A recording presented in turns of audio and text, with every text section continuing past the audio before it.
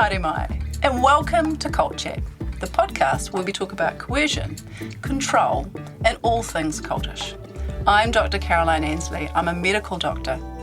As a child, I lived at the Centrepoint community, a notorious cult in New Zealand, and now I run a website that advocates for the former children of the community. I'm Liz Gregory, and I run the Gloriavale Leavers Support Trust, and I'm privileged to walk alongside people after leaving this group as they embark on their new lives. And I'm Lindy Jacob. I'm a former member of the Exclusive Brethren, and I'm part of the Olive Leaf Network, a new initiative in Aotearoa to support leavers of high-demand religious groups. Come with us as we unpack the cult playbook. We'll be talking to experts and leavers of coercively controlling groups, and we will call for Kiwis to cult-proof their lives. Come with us as we traverse the cultiverse.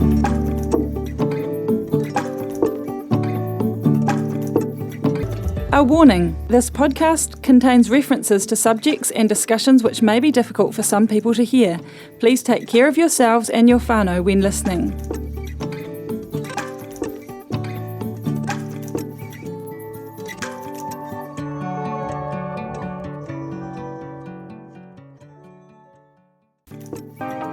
Hi, Kaz here with my friend Anka Richter, who's the author of the fantastic book, Cult Trip. She's bringing us an exciting event this year. Thanks, Kaz.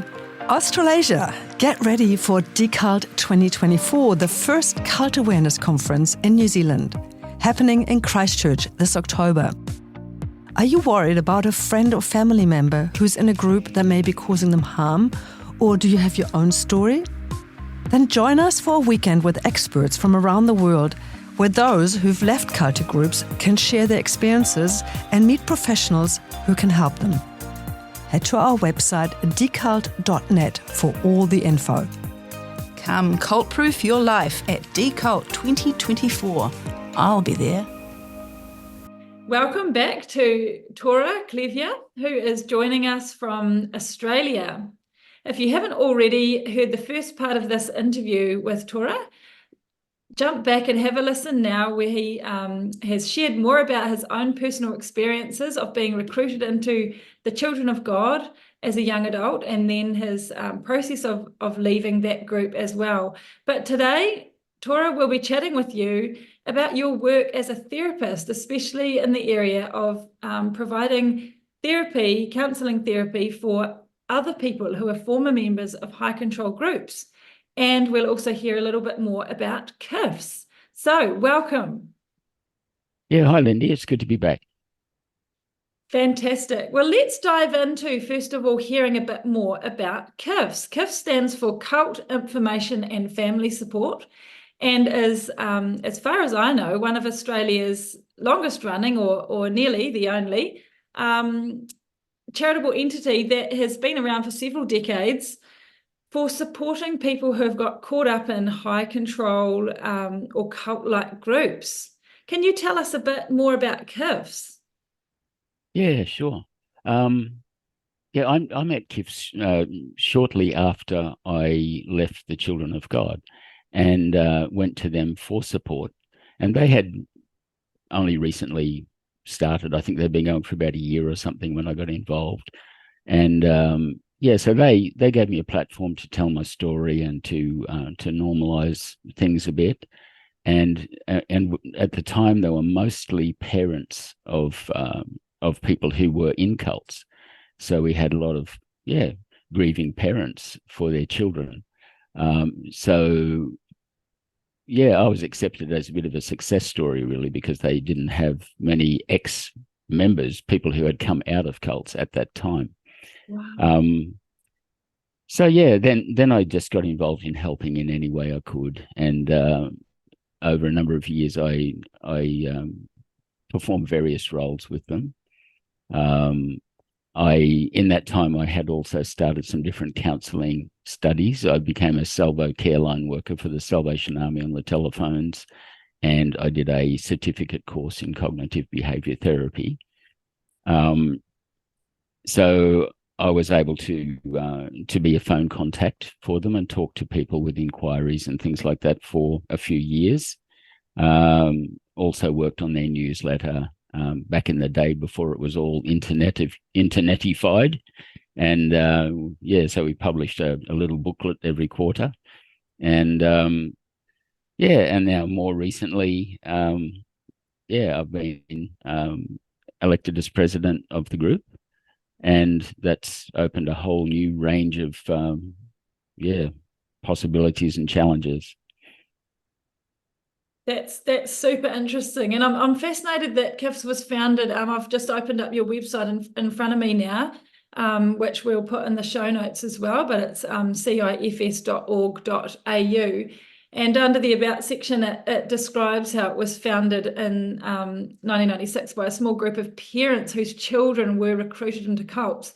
And I find that fascinating because again, it wasn't former members themselves who necessarily founded it. It was these parents who I've heard time and time again that particularly from 1970s, 80s, that kind of thing, that around the world there were increasing numbers of children or young people, young adults being recruited into groups, and great concern from parents. And there's been examples, hasn't there, where people have tried all sorts of things, including kind of kidnapping their children out of the groups to try and unbrainwash them, and all kinds of, it's a very complex and difficult space for parents to navigate, isn't it? What do they do when a loved one, a loved child gets involved into a group like that?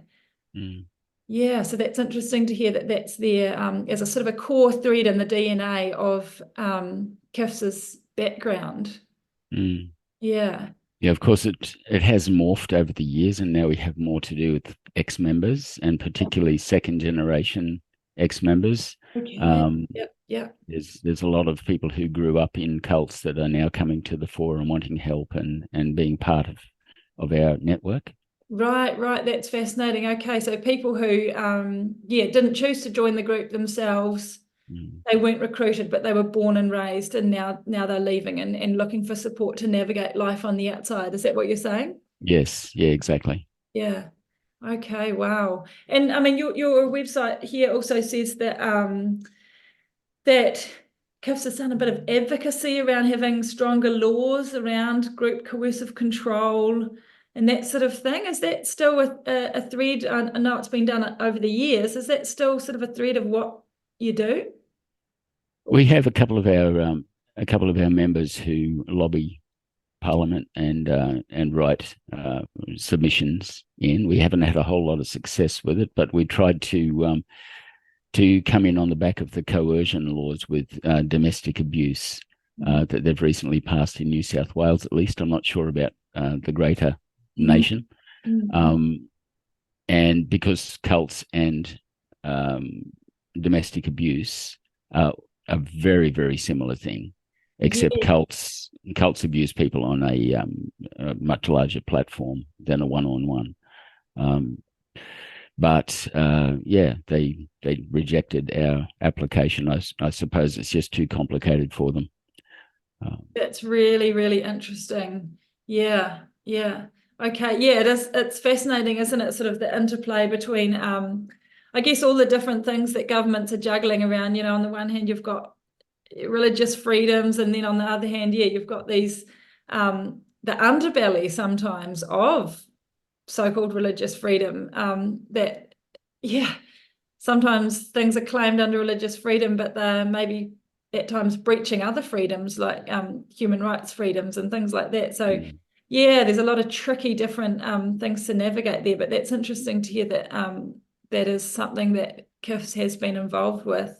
And I'm just looking at your website here, and it says it's got a few key things you do: offering information and support to people who've left cults or similar groups, as well as to family, people who are concerned about family members or friends, and that you provide ongoing support meetings for supporting and educating one another, and you provide education to the general public and the youth of Australia on the dangers of cult-like groups, and running an annual weekend workshop. So there's a whole bunch of things there that I'd love to ask more about. Can you tell us a bit more about is it the monthly online Zoom support that you offer? Yeah. It's exclusively for ex-members of cults, and we have people from all different kinds of groups that attend. We usually get around 10 to 15 people who attend on any given month. We keep it safe, and people who attend have to be known to someone who already attends, or they have a short interview with me just to verify their story. Because safety is a primary concern of people coming out of cults. They don't want someone from their group turning up at a support meeting and throwing a spanner in the works. But yeah, it's not a therapy group as such, but it's more of a discussion connection group where the person that runs it, Diane, one of our members, brings up a topic for discussion each month and gives a short introductory information, and then they discuss around that topic. So yeah, it's more of a connection thing that goes for about an hour and a half, and people just touching base with each other. Oh, that sounds amazing. Yeah. For those who need it, and in my limited experience compared to you, but some people can go for years without wanting something like this, but then at a different season or stage of life, they can really want actually to talk with others who understand. There's just something really special about meeting others who understand so much of what it's like to have been through one of these experiences, right? Like I guess it's like anything, people who might have been in a prisoner of war camp, or people who have experienced a particular disease or something. There's just such power and kind of comfort and encouragement in chatting with others who have navigated this particular kind of terrain. Yeah, it normalizes your experience because you're meeting people from different groups who have had the same experience as you have. They may be a Christian group, they may be a yoga group, they may be a self-help, self-development group. But the tactics and the techniques are all the same. Yes. So yeah, to normalize that through meeting other people with a similar experience, it also people who come out of groups like this feel very alienated from society and find it very difficult to relate to people many times. So to meet up with other people who actually get it, who understand where you're coming from, is a real comfort.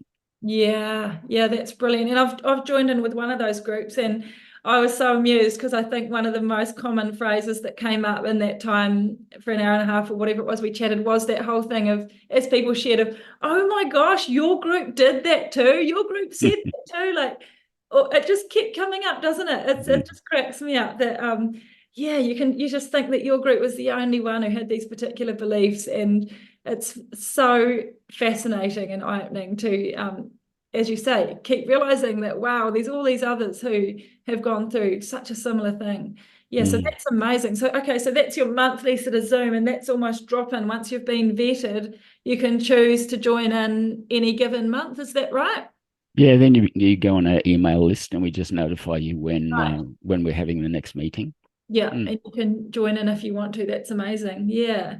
And what about, we might come back to this again towards the end, but tell us about your annual weekend workshop that you run also for former members.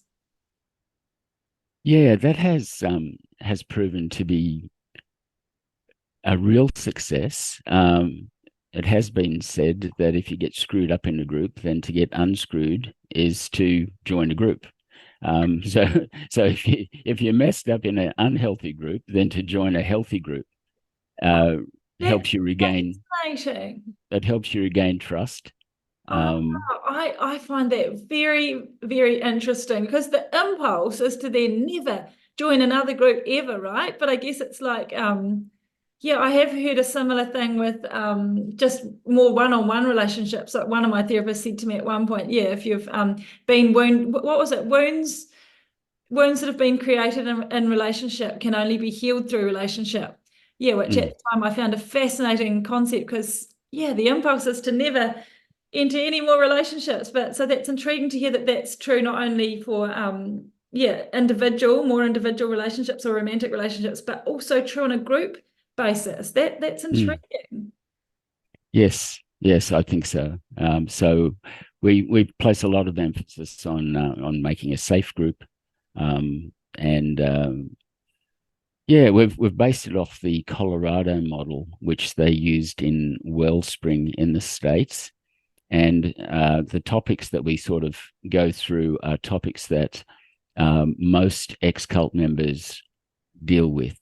Now, of course, every one of those topics you can spend a whole weekend on alone, like critical thinking, for instance. You can easily spend a weekend talking about critical thinking, but the goal of the weekend workshop is really to touch on all of these things, to help people to be aware that these are areas that need to be explored. And also, rather than just being information heavy, it's largely about connection and giving people some time to interact and to share parts of their story. And exactly like we've been talking about, to find areas of common ground, no matter what group they've come from. So basically the topics that we look at are overview and recovery, critical thinking, post-traumatic stress disorder, because many people coming out of extreme belief systems have post-traumatic stress disorder, which is a big name that talks about a combination of anxiety and depression and fear of being around people is basically what that is. Dealing with anger and grief, reinventing yourself. How do we do that? Boundaries and reestablishing trusts, relationships and intimacy. And a lot of people don't realize that they have a problem with relationships until, well, as we touched on in session 1, after they leave, they find that they're not relating to their partner very well, or they have problems making friends in society because they haven't learned the art of chit chat and talking about the footy or the TV shows because they've been on the moon. Yeah. Having relationships that are not based around the group, right? Yeah. Exactly. Yeah. People really struggle with that. Yeah, they do. Oh, that sounds like such an incredible weekend. And I know I've talked to at least a couple of people who have been to that. One woman went years ago and somebody more recently, and they said it was just such an incredibly helpful, a really, really fascinating space. And it's also amazing that you can welcome people into that space from a number of different groups. And as you said, the model of what you offer kind of works for them all because there's these such similar experiences, even if it's in a different group that people have gone through. And so you co-facilitate that yourself, don't you, along with somebody else through CIFS? Yes, mostly. There's 2 facilitators, and we have one other person who is there in case anyone has an issue that they need to talk about privately during the weekend. So, once again, to help it stay safe. Yeah. Sometimes people might get triggered by something that's said, or it might create an emotional upset. And if that happens, which is very rare, there's someone that they can sit with and talk to. Would a weekend like that, have you got any idea whether that would benefit people who are recent leavers, who are still quite raw in their untangling their thinking in their lives, or does it suit people who are more like, 5 years out or 20 years out? Have you got any idea on that sort of thing, or does it really depend on who the person is and how what their ability to reflect and listen is like? I think the sooner that someone can be given the information and begin the healing process, the better. So I think the only obstacle with people who are fresh out of a group is that trust, and they may not trust enough to be part of another group immediately and to go to a weekend, because there's all that fear involved, and they don't know what they don't know. Yeah. But apart from that, if they have the courage to attend, or if they can attend with another ex-member or something like that, then definitely the sooner the better. Yeah. But it's proven to be helpful for anyone, even people who have pretty much recovered on their own. They usually get something out of it.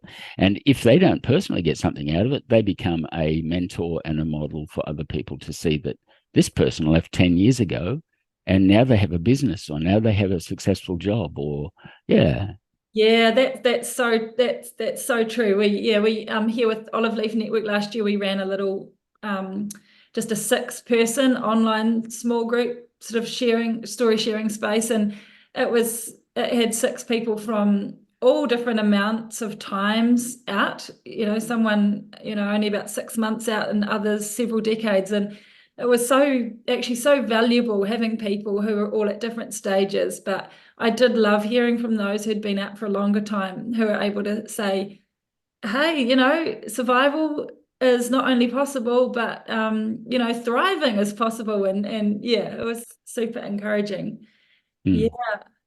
Okay, well, that sounds absolutely amazing, and I'm thrilled to let our listeners and viewers know that we are hoping to bring Tora out to New Zealand in May this year to run one of those weekends for a group of New Zealanders who might be keen to join. So do keep an eye out on Olive Leaf Network's social media for more information about that, or drop us a line as we firm up, dates and costs and things like that. And we would just be so stoked to be able to bring a weekend offering like that for people in New Zealand. So thank you, Tora, for that there. Now let's steer our conversation a little bit more. I'm so fascinated to hear about you as a therapist, who is not only a therapist who supports former cult members, but somebody who has got lived experience as well. I mean, there's so many questions I've got. Like, for a start, can it be triggering for you as a former member yourself to hear people go through, to hear people share things that might come really close to the bone for you?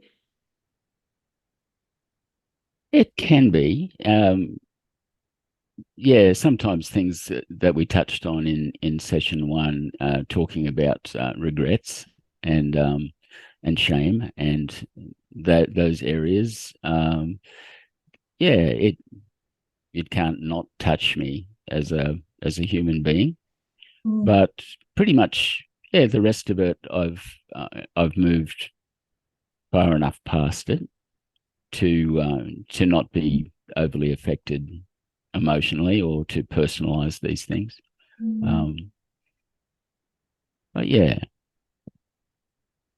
I mean, I found a fascinating article online about you last year when I was looking up more about CIFS and who you were and that sort of thing, and I'll pop it in the show notes, but it was an article written for ABC News, and they talked a little bit about your therapy there, your therapist work there. And I think I've got a quote here that they quoted, where they said that you said something along the lines of mental health professionals just basically not really grasping the unique needs of, I'm paraphrasing, but that sometimes mental health therapists don't really grasp the unique needs of people who have come out of high control or cult-like groups. And you said they don't see the full breadth of the damage that can be caused when people have been institutionalized in this way. Do you, I mean, that article was a few years ago now, I think, but could you unpack what you mean a little bit more there? Do you still think can be a lack of awareness among therapists about what it's like to be a former cult member?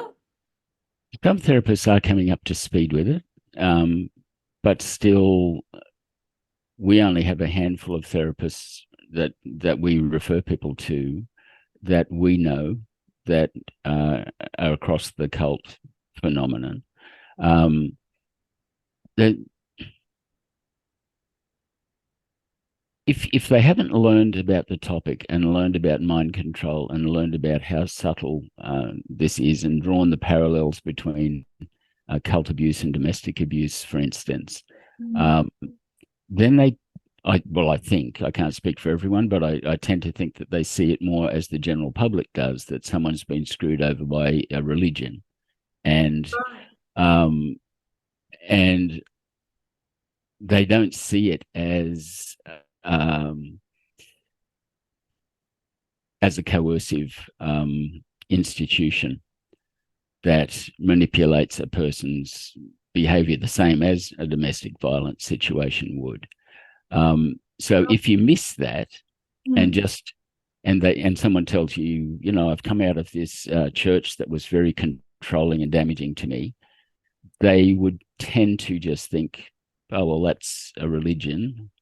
And now you're out of that religion, so we can just work on other things. We can look at your childhood. We can look at a way forward without addressing or they may minimize the harm that's been done. So the difference is looking. Either a therapist will look at your childhood as the origin of your issues, which if you've been grown up in a cult, yeah, that's relevant. But if you've joined a cult at a later age, it's not so relevant, because the main damage and the main issues that have been caused have been in the cult. And so to miss that is to miss a huge part of a person's experience. It's so fascinating. Yeah. And that stands true for my own experiences in therapy, because I feel like for me personally, as I reflected on it, I think one of the things that I have found the most damaging, which has caused long-term effects for me, has been experiencing severe shunning. That whole thing of having severe sort of attachment trauma of people who you thought you could rely on, your parents and your family, completely cutting you off because you didn't believe what they wanted you to believe. And yet, yeah, I do think that at times, I mean, I've been to lots of different therapists over the last 15 years since leaving a group, but so I'm not pointing the finger at anyone in particular, but I do recall at times being asked to delve back into lots of childhood stuff, and me just feeling like this is not quite relevant. But when you're a client and you're new to the world of therapy and wrapping your head around what are phrases like CBT and attachment theory, it's so hard to even know what you're asking for, or to, I mean, I remember distinctly that feeling of and I still can easily fall back into it, of thinking I can't tell the therapist what I want, or I can't tell them that they're barking up the wrong tree here, because I was so afraid of the power dynamic. Like, to me, they were this highly educated, highly intelligent person with a university education that I didn't have. And yeah, like just feeling that in the room, they had all the power, I was powerless, and I had to do exactly kind of their bidding. It's taken me a long time to learn to have more courage to self-advocate and say, actually, that's not what I want to talk about today. The real issue is this little bit here. So is that sort of some of the dynamics that you see as well around, the client almost, even though they're out of the religion or out of the group, still actually carrying characteristics or behavior traits that are actually still kind of controlled or fearful or all that sort of thing.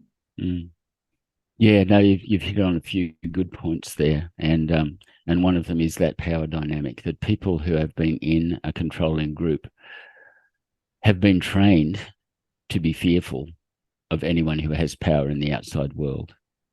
We were trained to be fearful of police, of psychologists. We were taught that psychology was just of the devil, it was just rubbish.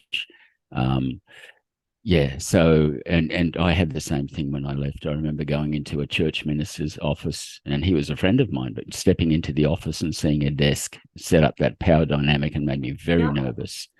So whether it's right or wrong or textbook or not, with my counselling, I tend to really reel that in and just have more of a conversational approach and let the client lead as much as I possibly can, because I'm very aware of that power dynamic. So I tend to take on much more of a mentoring kind of role rather than a therapist-client role.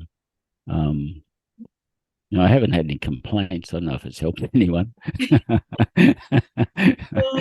Maybe it has. I love it.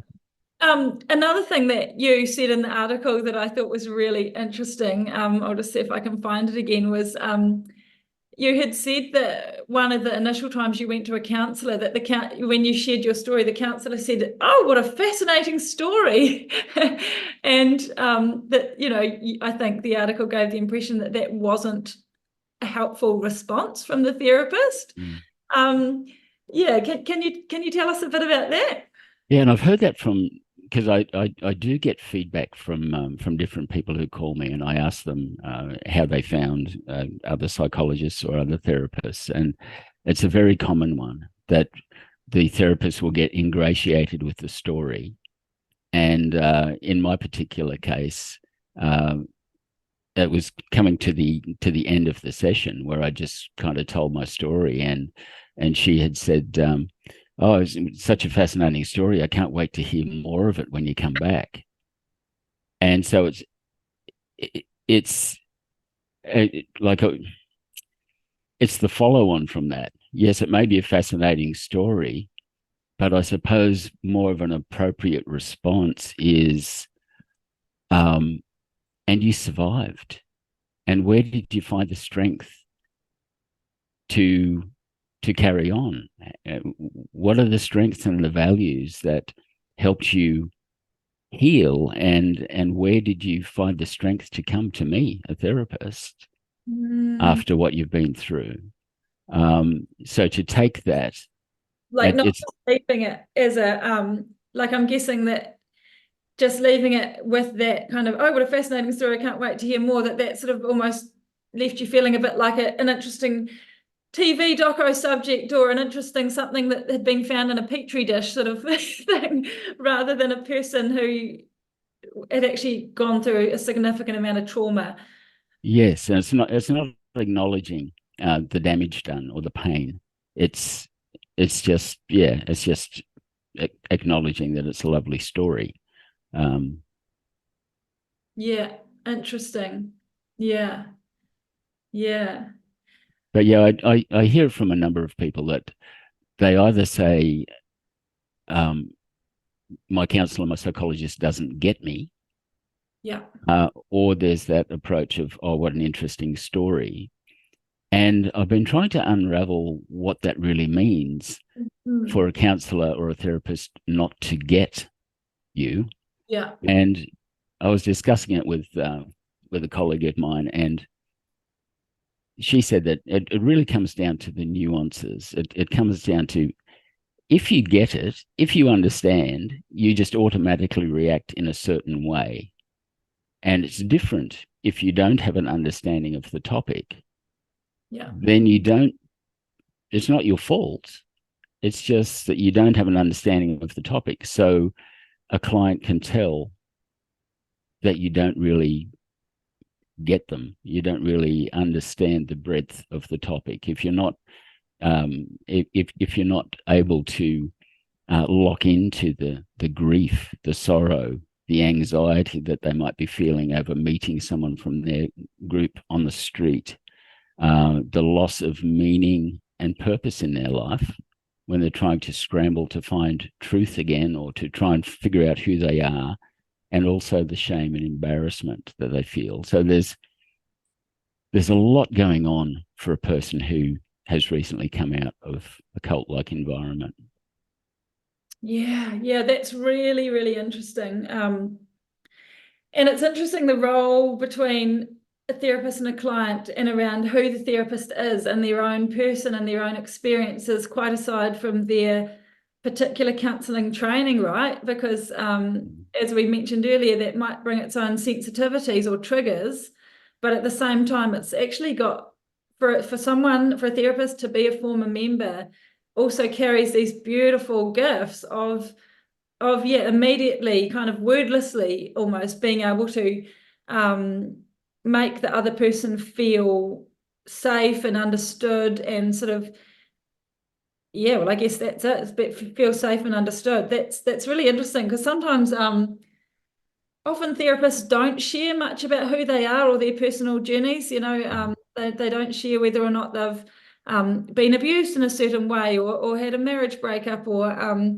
had certain experiences with mental health conditions themselves. They often don't because they're seen as more, they try and keep things as being more objective and professional, I suppose. And yet, I guess what I'm hearing you say is there is a real power in a therapist being able to be open with the fact that they are a former member. And I suppose you have to navigate a bit of a dance there too around not oversharing yourself.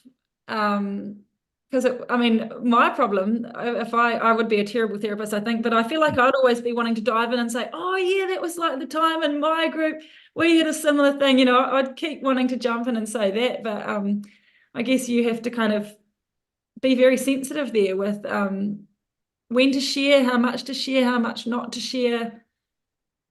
Mm.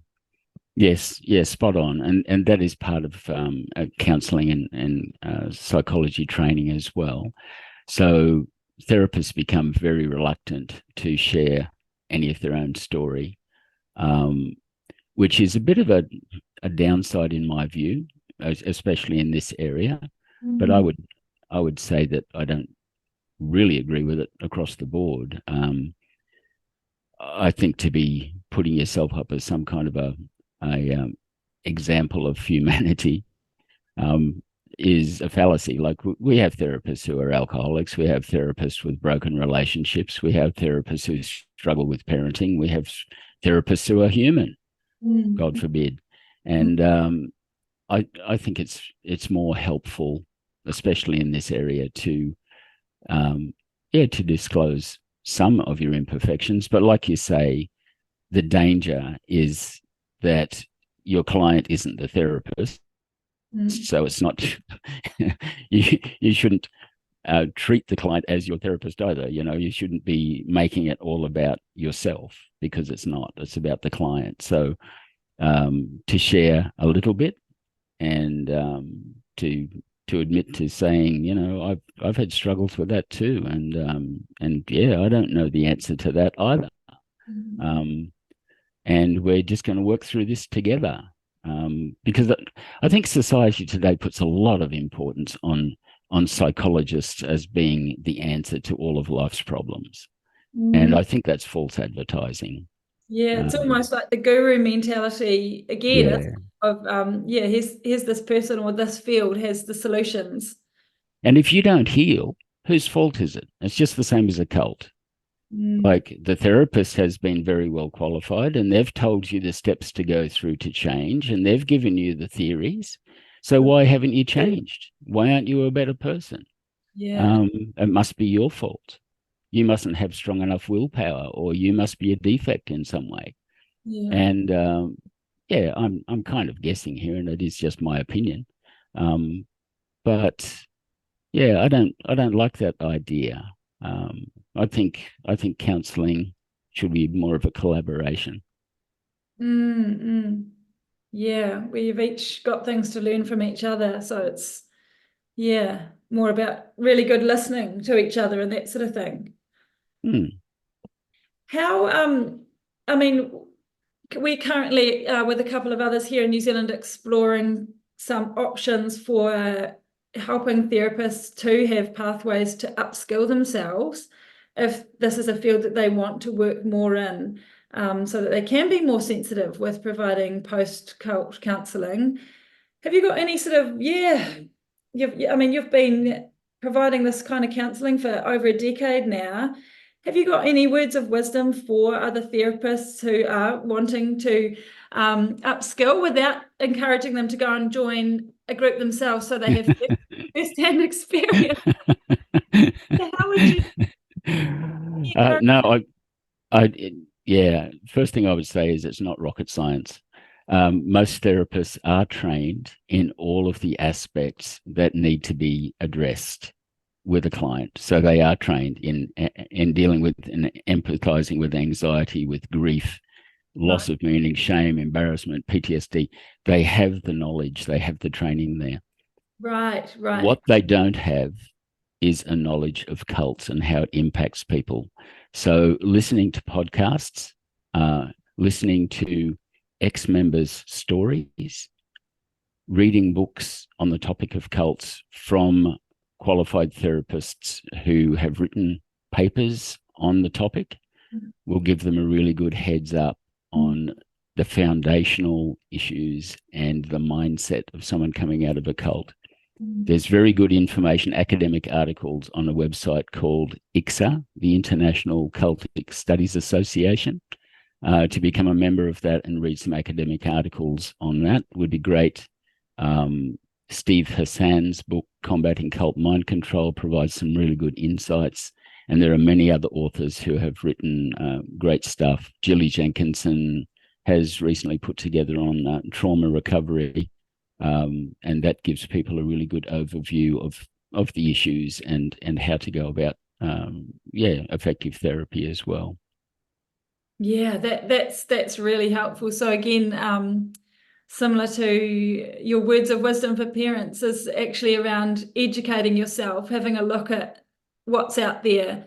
That's a key way to upskill yourself going forward. That's super duper helpful. And yeah, to hear stories of other former members. Basically, you're just saying sort of do a bit of homework, right? Like get to know this particular field and the unique dynamics that it brings. Yes, and it's not a waste of time because there's more and more and more people that if you probe a little deeper with your clients, you'll probably find that half your clients have had an experience with a cult or a family member who's joined or they've been approached or whatever. That's so fascinating, isn't it? Because, I'm thinking back to the founders of CIFS and, possibly back then or in the ensuing years, there's been a belief that, with knowledge and greater awareness, culty groups will be stamped out and that kind of thing. And yet it seems like the very opposite is happening, that, people do have a deep hunger to belong to a tribe or a deep need to find gurus or someone to look up and follow of a certain kind. And actually these groups are as common as they ever have been. And the dangers of being recruited into them are, as real as they ever have been. Yeah, I think we can see that dynamic played out in the US with President Trump as well. A strong figure projecting strength, and people in these turbulent times just latch on to a strong figure. They don't question too much what they actually believe or think, but they project strength. And cult leaders are similar in that way, that they project strength, they act like they know the answers, they have black and white solutions to complex problems. And we live in very complex times where it's very hard to know what to believe. And if someone can present simple solutions, then it's very appealing. Yeah. Well, thank you so much, Tora, for sharing with us today, both about your own personal experiences in the Children of God, and as well your experiences as a therapist and your work with CIFS. It's been super fascinating, and we look forward to chatting with you more, and hopefully, if all things come together, bring you out to New Zealand in May this year. Is there anything else you'd like to say to our listeners? No, thanks for listening. And we may even bring some Australians out to New Zealand across the ditch. I have some interest here from people who know us as well, who want to attend. So we'll see how that goes. Oh, that sounds really fun. You can tie it in with a little tour or a holiday of New Zealand at the same time. Something like that, yeah. Oh, thank you so much, Tora, and let's chat again. Thanks for having me, Lindy. Okay, cheerio. Okay, bye. Hey, Kaz and Liz, I hope that you both enjoyed that interview, part 2 with Tora. So we heard about him being a therapist and about CIFS in Australia. What stood out to you both? Oh, I had a number of things, and I'm sure we'll work our way through them. We'll work our way through them. The thing that jumped out to me was a peer support group and the value it offers. In my role in healthcare, and certainly in my role in mental health from patients that I work with. I think in New Zealand, and also I got this from Centrepoint survivors, the sense that there's sort of something not that great about group work. Somehow that it's sort of like substandard, that it's sort of cheaper or shameful or too vulnerable. And so I see my patients avoiding it. I see hardly anyone embracing group work. So it was really good to hear him sort of modeling its value, because I think there's real value. I've done some group work, and it's like the group heals itself together and you form relationship. Really fascinating. That is very fascinating.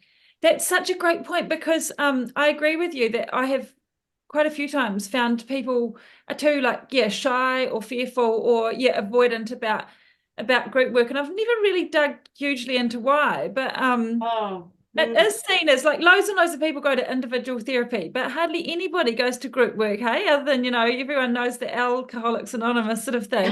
But I agree with you, Kaz, there's huge power in it. Like, to hear stories from peers who've gone through a similar thing. Oh my goodness, it's actually so healing. I think people just have complicated feelings about it and they don't explore it, so they reject it. But trust issues, if you're talking about someone who's come out of a cult, you're in a different sphere altogether. You already know. That's right. And that's part of the interview with Tora, was revealing the differences in the kind of approach to therapy. He said, I'm not really looking at the therapist-client model. I'm really looking more at the sort of mentoring conversationalist model. And so I think that's what goes on in groups. And so the power of a shared experience, like he talks about having people from different cults coming to these groups, and they're all just like, wow, that happened in your group. Do you know like how affirming that is for the person who's come out of a cult to hear that actually these cult tactics are just played out everywhere, affirming that they weren't going crazy, thinking it was, thinking that was wrong, or maybe not even recognizing it. I think there is some value in hearing from your peers who've had a similar experience as well. I mean, like I experienced that myself, same people having similar experiences and like, wow, did that? Oh, I didn't imagine it.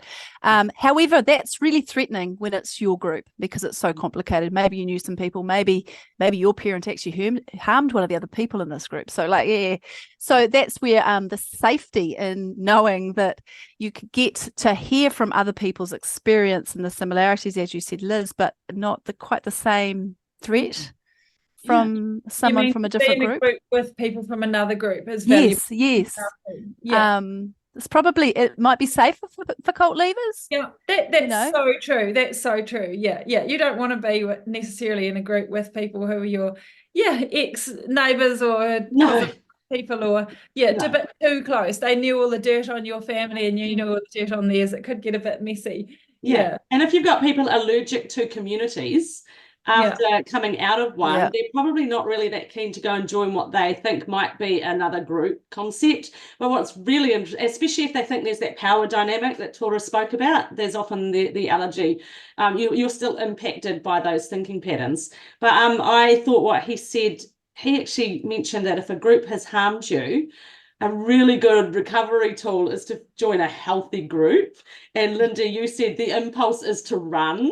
And I can see that, and I'm like surprised when people say leave Gloravale, the isolated religious commune, and that they actually come out and are interested in joining like what they see as a healthy church. I just think that's amazing. It reminds me of a quote by Judith Herman, which I've actually forgotten the quote, but I can remember the concept, that she talks about the things that happen with trauma is there's a breakdown or a destruction of connection, and there's a breakdown and destruction of control.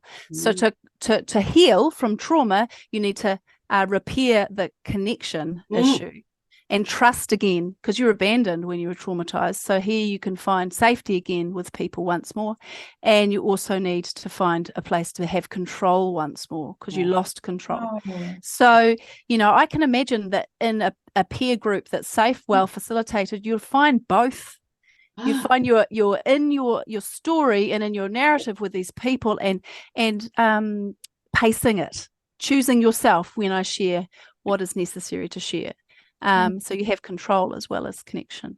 That is really, really interesting, Kaz. Thanks for that. That whole like paradox that if you were harmed in a group, then actually healing is found in a group as well, rather than our impulse is to run. So that's really interesting around control and connection.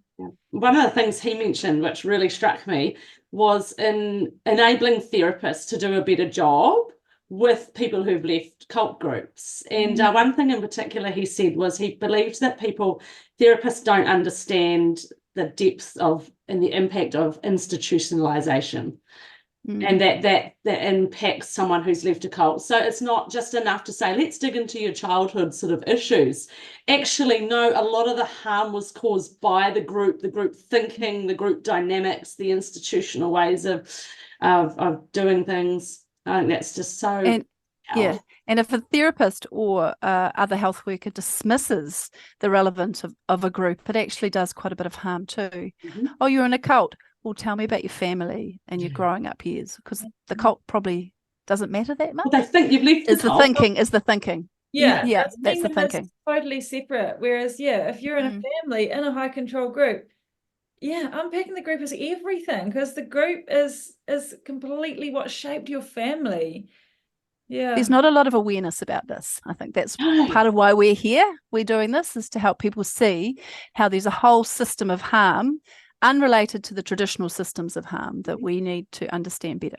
Oh, and what about that concept that the therapist, you are not paying the therapist to entertain them with your story, to even educate them. Actually, it is the therapist's job, and I love that. He said it's really simple. You actually have all the professional training you need to do a good job to be a cult counsellor. What you might need is some education about cults. Yeah. And hey, that's right at your fingertips. Heaps of stories, lots of books, there's academic research. Go right ahead. And don't be the cult therapist who just sits there and goes, eyes wide open, wow, this is unbelievable. Actually, no, this is believable. And this person needs you. What did he say?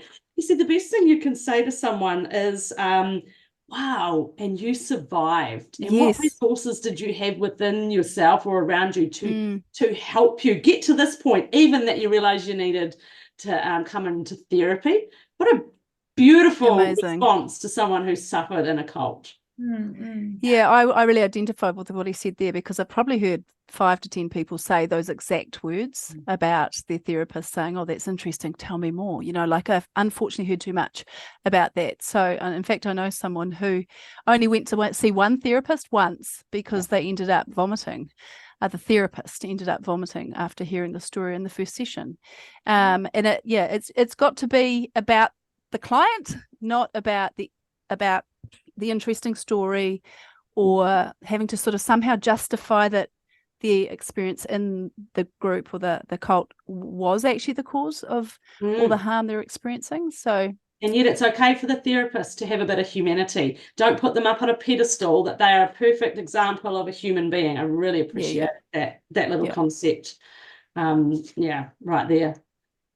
I think the therapist does have to work harder to like explicitly take themselves off a pedestal, because if you're an ex-cult member walking into that room, especially if there are dynamics like that they're university educated and you're not, or just that they're older than you, and that you were raised in an environment where you absolutely had to uncritically and never question anybody older than you. There's so many dynamics that mean that when you walk in there, you're feeling so tiny and so fearful and vulnerable, and would never dare question them. So I think the therapist has to work extra hard to say those things, like like you can question me, you can ask me questions about my credentials, or if I suggest a topic or something and you disagree with it, you are welcome to disagree with me or to redirect me, the therapist. It's like that.